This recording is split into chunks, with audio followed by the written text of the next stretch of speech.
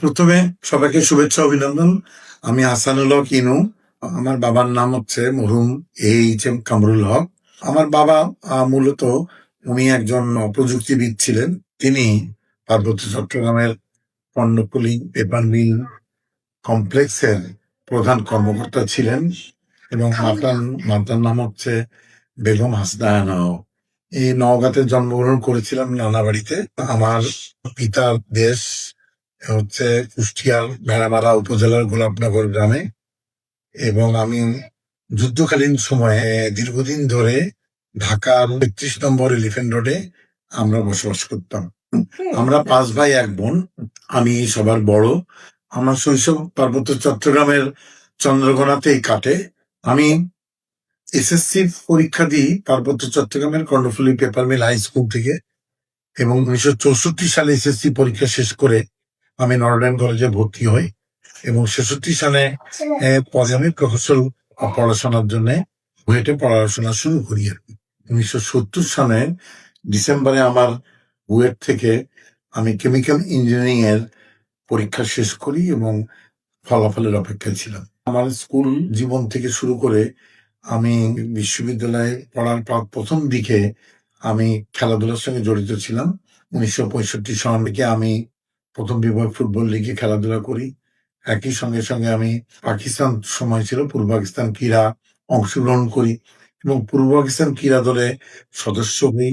আমি পাকিস্তান ক্রীড়া দলের সদস্য ছিলাম এবং বাংলাদেশের প্রথম বিভাগ ফুটবল লিগের অনেক ফুটবল ক্লাবে আমি অংশগ্রহণ করেছি। স্পোর্টিং ক্লাবে আমি খেলেছি 1970 সালে। আমার যতদূর মনে পড়ে 70 সালের শীতকালে আমি মহর স্পোর্টিং এর পক্ষ হয়ে আগা খান গোল্ড কাপে অংশগ্রহণ করি এবং ইন্দোনেশিয়া এবং ইরানের বিরুদ্ধে আমি মহর স্পোর্টিং এর গোলকিপার হিসেবে খেলায় অংশগ্রহণ করি।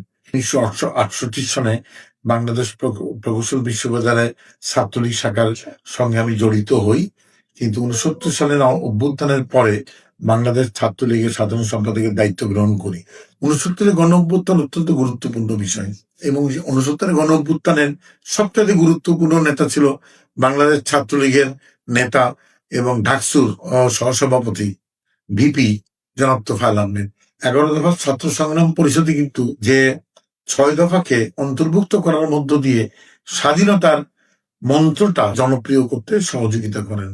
সেই দিক থেকে আমি মনে করি যে যুব বিদ্রোহ হয়েছিল বঙ্গবন্ধুর অনুপস্থিতিতে, সে যুব বিদ্রোহের নেতৃত্ব তোফায়েল ভাই দিয়েছিলেন, খালেদ মোহাম্মদ আলী ভাই দিয়েছিলেন, আব্দুর রউফ ভাই দিয়েছিলেন, সাইফুদ্দিন আহমেদ মানিক দিয়েছিলেন, মোস্তফা জামাল হায়দার দিয়েছিলেন, শামসুজ্জোহা ভাই দিয়েছিলেন। এটা হচ্ছে বাস্তবতা।